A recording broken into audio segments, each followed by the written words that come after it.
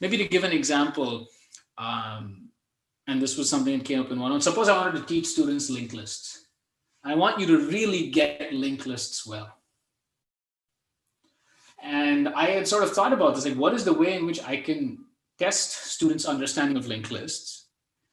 And so what I've come up with, and is basically there are lots of these like interview style problems on linked lists, like reverse a linked list, or delete the last element, deduplicate, like lots of these. And I think like if you do a whole set of such questions only on linked lists, then you get it, you get linked lists. And then once you do that, then you move on to the next data structure.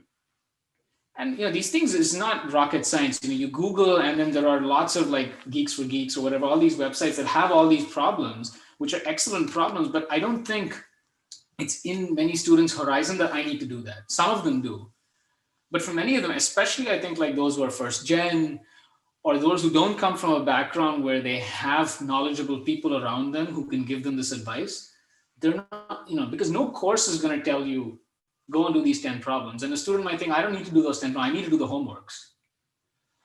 But in some sense, I don't think the homeworks necessarily help you internalize as much as a lot of small exercises on the same thing.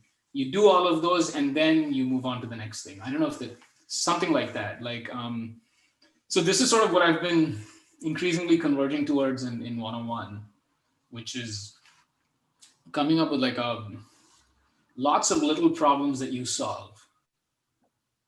And then once you solve those, then you can try to do something bigger.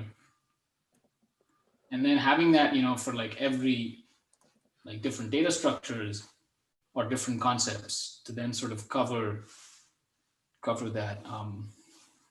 So that